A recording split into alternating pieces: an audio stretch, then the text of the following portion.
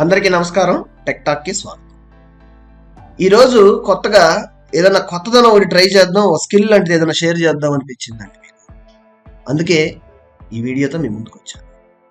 పైథాన్లో functions ఎట్లా రాయొచ్చు, functions అంటారు. దీని గోల్ ఏంటో నాకు అర్థం కావట్లేదు. అయితే ఫంక్షన్స్ అనేవి ప్రోగ్రామింగ్లో, కోడింగ్లో చాలా పెద్ద కీ రోల్ని పోషిస్తాయి అన్నమాట. అంటే కీ రోల్ తీసుకుంటాయి. ఎట్లా జనరల్గా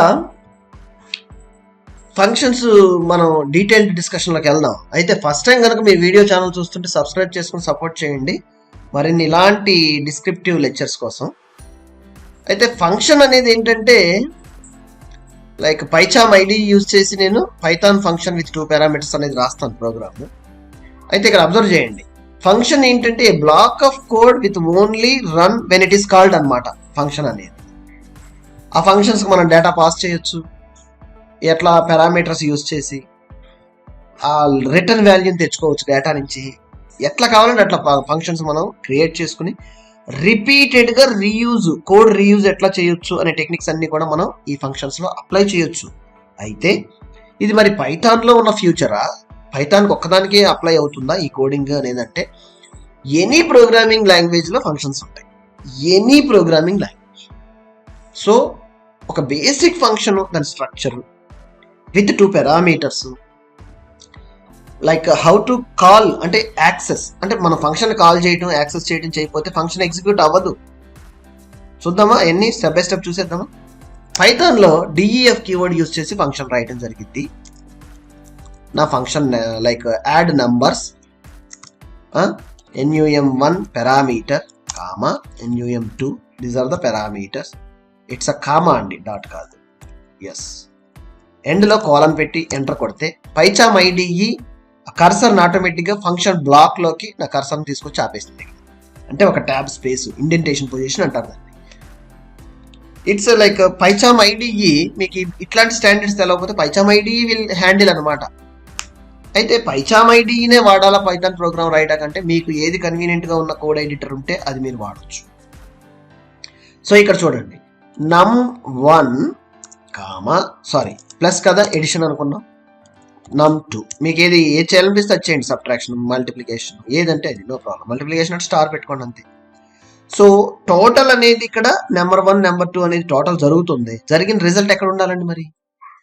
సో రిటర్న్ కీవర్డ్ యూజ్ చేసి బిల్ట్ ఇన్ రిటర్న్ కీవర్డ్ నేను త్రో అవుట్ చేయమని చెప్తున్నాను. అంటే ఆ వచ్చిన రిజల్ట్ని బయటికి తోసేయమని. రిటర్న్ కీవర్డ్ అదే పని చేసేది కోడింగ్లో, క్లియర్గా చెప్పాలంటే. సరే రాసాం. మరి ఇప్పుడు రన్ చేస్తే చూడండి, ఫైల్ మీద రైట్ క్లిక్ కొట్టేసి సింపుల్గా రన్ ఫంక్షన్ అంటే రన్ అయ్యింది. సింటాక్స్ బేస్లో program function define with 2 parameters comma బేస్లో నీట్గా రాసాం. Process finished exit code with 0, but it won't run. Syntax అంతా బాగానే ఉంది. సో కంపైల్ అయింది. సో చూడండి ఇక్కడ how to access this function. Add, చూడండి యాడ్ నెంబర్స్ అనగానే ఏ ఫంక్షన్స్ అందుబాటులో ఉంటాయి అన్ని మనకు చూపిస్తుంది ఐడి. యాడ్ నెంబర్స్, మరి ఇక్కడ అదిగో నెంబర్ 1 నెంబర్ 2 అంటే 2 పారామీటర్లు డేటా యాక్సెప్ట్ చేస్తున్నాయి, అవి ఇక్కడ రాయండి అని మనకు ఐడినే చెప్తుంది. కొద్దిగా ఓపిక్గా స్టాండర్డ్స్ మీరు కాన్సన్ట్రేట్ చేస్తే కోడింగ్ చాలా ఈజీగా రాయగలరు. నేనేం చేస్తున్నాను, ఫస్ట్ పారామీటర్ 6, ఇంకో పారామీటర్ డేటా కూడా 6, 2 డేటా ఐటమ్స్ ఇచ్చాను. ఇక్కడ ఈ ఎందుకు ఈ నల్ల చొక్క కనపడుతుందంటే 2 బ్లాంక్ లైన్స్ కావాలని ఐడి చెప్తుంది. So 2 blank lines, this is 1, this is 2. So పోయింది కదా. సో 6,6 అని 2 ఇచ్చేసాను, బాగానే ఉంది. మరి ఇప్పుడు ఇది కాల్ చేస్తే రిజల్ట్ ఏమైనా కనపడద్దా చూద్దామా. రన్ చేసా, కాల్ చేసా, ఏం లేదు. అయితే ఇక్కడ ఏదైతే రిటర్న్ వాల్యూ వచ్చిందో ఫంక్షన్ కాల్ చేసినప్పుడు దాన్ని మనం ఎక్కడ లైక్ దాన్ని క్యాచ్ లాగా పట్టుకుని ఒక వేరియబుల్లోకి స్టోర్ చేయటమా లేకపోతే ఏదైనా చేసి దాన్ని అవుట్పుట్ చూడటం ఎక్కడ చేయలేదు కదండి. So defining local variable as result equal to అని దీనికి నేను డేటా ఐటమ్ లాగా ఇక్కడి నుంచి ఫంక్షన్ కాల్ చేసి దీంట్లో స్టోర్ చేశాను. సో వచ్చిన స్టోర్ అయిన రిజల్ట్ ప్రింట్ రిజల్ట్. చూడండి 6 + 6 12. సూపర్. సో ఈ విధంగా ఫంక్షన్ క్రియేట్ చేయటం స్టెప్ బై స్టెప్ ప్రాసెస్ లాగా 2 పారామీటర్స్ ఇప్పుడు నేను ఒక ఫంక్షన్ ఎట్లా కాల్ చేయాలి, డేటా ఆర్గ్యుమెంట్స్ని ఎట్లా పాస్ చేసి వీటికి అసైన్ చేసుకోవటం, అవి క్యాలిక్యులేషన్ జరిగిన తర్వాత వచ్చిన రిజల్ట్ స్టోర్ చేసుకొని ప్రింట్లోని చూపించాను సింపుల్గా. నేనేంటంటే సింపుల్ అని నేను అంటాను, మరి మీకు ఎంతవరకు అర్థమైంది అనేది నాకు తెలియదు. ఇప్పుడు నేను 3 పారామీటర్స్ పెట్టండి అన్నాను అనుకోండి, మీరు సింపుల్గా లాజికల్గా ఆలోచించాలి. 3 పారామీటర్స్, సింపుల్ ఎగ్జాంపుల్ నేను ఒక ఐడియా ఇస్తాను. నంబర్ 3 XYZ ఏదైనా పెట్టచ్చు, నెంబరే పెట్టాలనేది ఏం లేదు, మీ ఇష్టం, మీకు ఈజీగా అండర్స్టాండ్ అవుతారని నేను ఇట్లా నెంబర్ 3 అని. So number 3 parameters function access చేస్తున్నప్పుడు యాడ్ నెంబర్స్ అనే ఫంక్షన్ మనము డేటా ఆర్గ్యుమెంట్స్ కూడా 3 పాస్ చేయాల్సి ఉంటుంది. ఓకే, అడ్వాన్స్డ్ కాన్సెప్ట్స్ ఉన్నాయి. మరి నాకు ఎన్ని పారామీటర్స్ ఉంటాయో తెలియదు, డేటా ఆర్గ్యుమెంట్స్ ఎన్ని ఉంటాయి అనేది క్లారిటీ లేదనుకున్నప్పుడు నాన్ కీవర్డ్ ఆర్గ్యుమెంట్స్ అని లైక్ పైథాన్లో ఒక గ్రేట్ ఫ్యూచర్ ఉంది, దాన్ని అప్లై చేయొచ్చు. సో ఈ ఎగ్జాంపుల్ వరకు ఫంక్షన్ పారామీటర్స్ ఎలా పాస్ చేయాలనేది మీరు ఇంతవరకు చూస్తే సరిపోతుంది.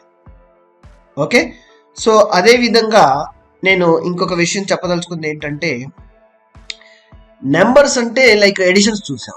ఇప్పుడు నేము, ఈమెయిల్, స్టూడెంట్ డీటెయిల్స్ పంపించాలి, స్టూడెంట్ నెంబర్స్ అనుకుని అవి ప్రింట్అవుట్ లాగా నాకు కావాలనుకుంటే అద్భుతంగా మీరు డేటా ఆర్గ్యుమెంట్స్, ఇప్పుడు ఇక్కడ నేము, ఈమెయిల్ అనుకుంటే ఇక్కడ లైక్ స్ట్రింగ్స్ కదా, స్ట్రింగ్స్ లైక్ నేమ్ అని డబల్ కోట్స్లో, సింగిల్ కోట్స్లో కానీ, ఈమెయిల్ అని అట్లా మీరు పాస్ చేయొచ్చు డేటా. ఒకసారి ఆ విధంగా కూడా ఫంక్షన్ ట్రై చేయండి, మీకు కావాల్సిన ఫార్మాట్లో రిటర్న్లో అవుట్పుట్ వచ్చేట్టు ప్రయత్నించండి ఈరోజే. అండ్ ఈ వీడియో మీకు నచ్చినట్టయితే సబ్స్క్రైబ్ చేసుకుని సపోర్ట్ చేయండి. అదేవిధంగా హరి సిస్టమ్స్ కూడా ఆన్లైన్ క్లాసెస్ని ఆఫర్ చేస్తుంది. ఇంట్రెస్ట్ ఉంటే బిలో డిస్క్రిప్షన్ లింక్లో ఫైండ్ చేసి ఈరోజే ప్రయత్నించండి. అంతవరకు సెలవు, ధన్యవాదాలు.